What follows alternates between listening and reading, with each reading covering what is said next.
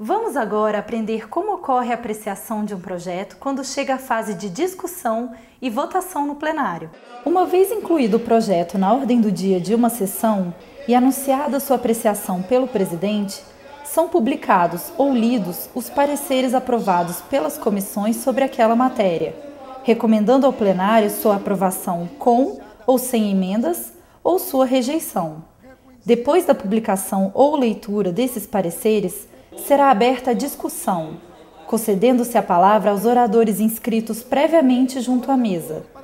Ao fazer a inscrição, os oradores precisam declarar se irão falar contra ou a favor do projeto, de modo que a mesa possa conceder a palavra alternadamente a oradores contrários e favoráveis à matéria em discussão.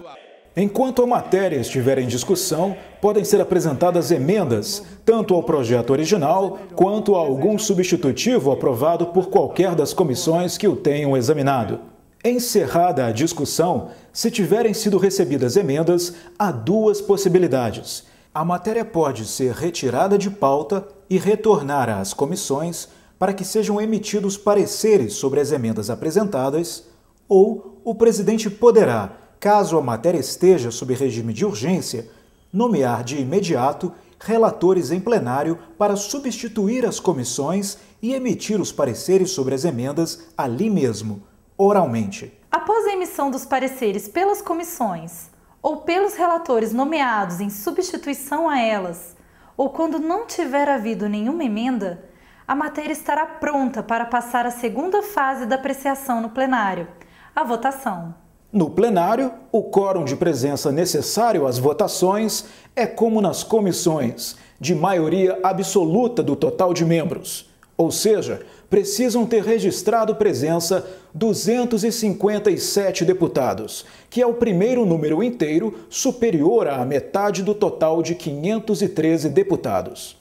Para ser iniciada uma votação, a aferição da existência de quórum é feita com base nos nomes registrados no painel eletrônico do plenário.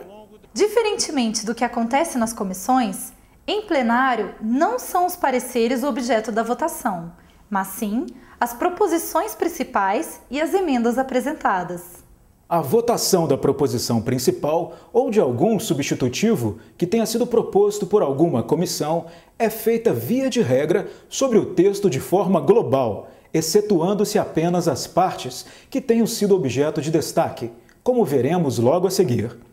Já a votação das emendas se faz por grupos, reunindo-se num deles, para votação, as que tenham recebido parecer favorável por parte das comissões, e no outro, as que tenham recebido parecer contrário. São votadas individualmente apenas as emendas que tenham sido objeto de destaque e as que tenham recebido pareceres divergentes por parte das comissões.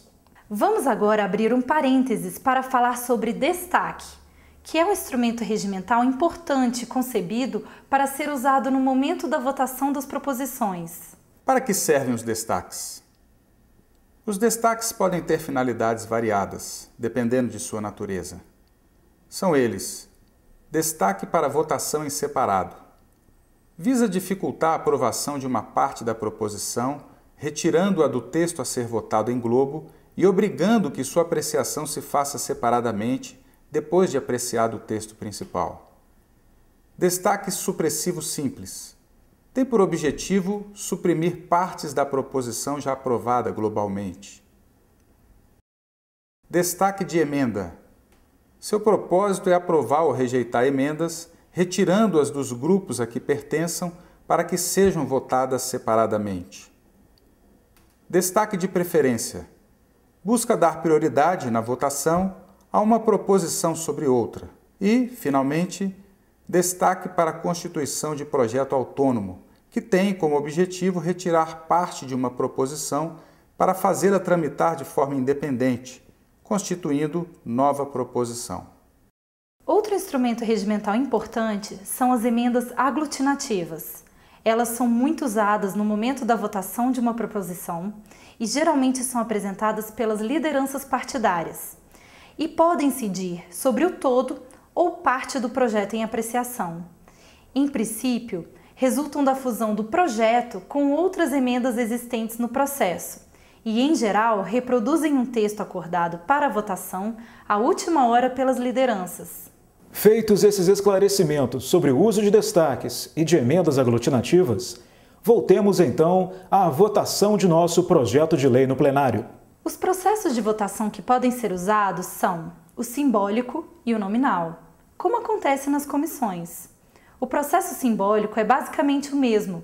O presidente determina aos deputados favoráveis à proposição em votação que permaneçam como se encontrem, cabendo aos contrários se manifestar. Já o processo nominal é diferente das comissões, porque não se faz chamada individual dos deputados para votar.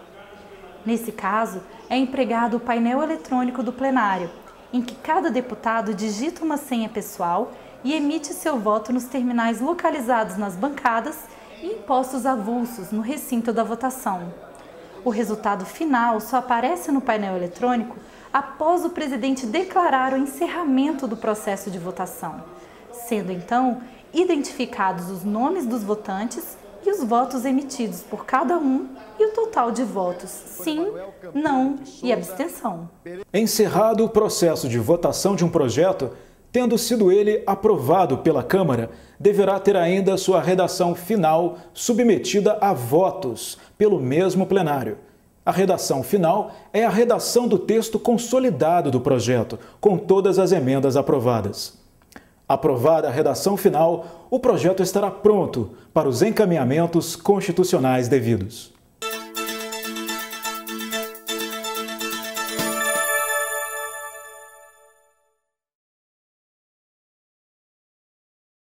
Há tanto espaço nesse processo porque é por meio da ampla tramitação das matérias no Congresso Nacional que a sociedade organizada pode interferir nos assuntos de seu interesse e os representantes do povo, por meio dos deputados e senadores, podem atuar para aprimorar as proposições. Nesse sentido, destaca-se o importante papel que cabe às comissões. Para isso, o presidente da Câmara dos Deputados, atento ao melhor debate possível, envia o projeto às comissões que tenham competência para opinar sobre o assunto, para que se promova uma discussão mais aprofundada do tema.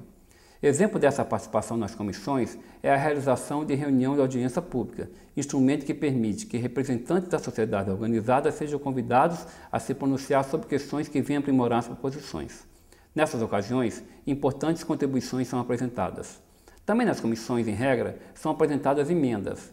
Essas proposições acessórias permitem que os parlamentares possam aperfeiçoar a proposição original, como forma de corrigir possíveis imperfeições ao sugerir novas ideias que se coadunem com os anseios da sociedade. Além das comissões, algumas matérias necessariamente devem se submeter ao processo de discussão e votação do plenário. Nessa ocasião, todos os parlamentares têm a oportunidade de afirmar, por meio do discurso e do voto, a sua opinião final, o que pode levar à aprovação ou à rejeição da matéria. Grande parte das proposições é submetida à tramitação bicameral, ou seja, são analisadas tanto pela Câmara dos Deputados como pelo Senado Federal. Isso ocorre para que uma Casa Legislativa possa aperfeiçoar o que foi aprovado na outra, sempre indo ao encontro do que a sociedade espera da atuação de seus representantes. Por sua vez, a Casa Revisora também remete os projetos às comissões, as quais têm toda uma formalidade a ser cumprida, definida em seu regimento interno. Assim, a ideia de que a tramitação de um projeto é demorada depende muito do conteúdo da matéria. Como exemplo, não é razoável que uma alteração na Constituição Federal seja realizada apressadamente, pois se trata da lei maior do país. Já as proposições de menor abrangência não se justificam a tramitação muito prolongada, a despeito de se perder o foco do que se pretende com elas. Além disso, uma boa e racional tramitação deve garantir a participação de diferentes segmentos da sociedade, como as minorias parlamentares, o que pode significar um alongamento muitas vezes necessário na tramitação das matérias. A legística, ciência que estuda a elaboração de uma boa lei, está atenta ao processo de formação das normas, ao propor procedimentos de tramitação mais condizentes com as matérias tratadas nos diversos tipos de proposição, a fim de garantir, entre outras ações, a efetividade das leis no momento em que se tornam parte do cotidiano do cidadão.